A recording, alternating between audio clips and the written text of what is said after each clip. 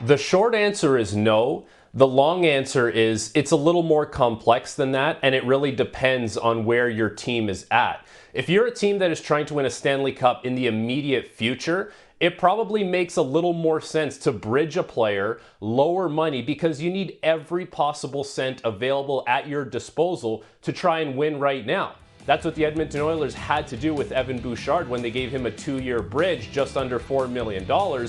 If they elected to give him an 8-year deal or try and get him on an 8-year deal a year ago, that number would look vastly different than the number he's going to get coming off an 82-point regular season, a big playoffs, and potentially another big year coming up. But that wasn't the case for the Edmonton Oilers. Now, if you take a look at some of the teams that have committed a lot of term and a lot of money to these young players, they're not teams that are in win-now mode. And what that does is, when hopefully your team turns the corner and it's year 4 or 5 or 6 of that deal, and you have had cost certainty and the cap has gone up, all of a sudden you have these star players at hopefully bargain deals, and you're going to have a little more money to go out and spend on unrestricted free agents and try and win a Stanley Cup.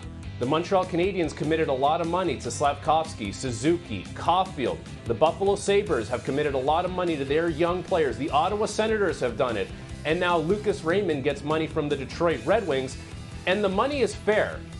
You know, when it comes to players that were drafted in the 2020 entry draft, Lucas Raymond is second in points per game, under Tim Stützle, who got his deal, and Seth Jarvis, who got his deal. And Raymond's is sandwiched right between those two players.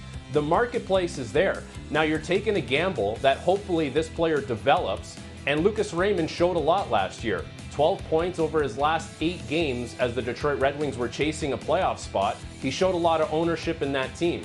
Now in the bigger picture, it makes sense for teams to lock up these star players if they are certain they are going to be star players for a long time, to have that cost certainty and to know that when your team is ready to turn the corner, you didn't price yourself out of your own player and you still have more money to go out and spend now. So no, I don't believe teams are paying these players too early. They are trying to position their cap structure in the best possible way for when it's time for them to compete for a Stanley Cup.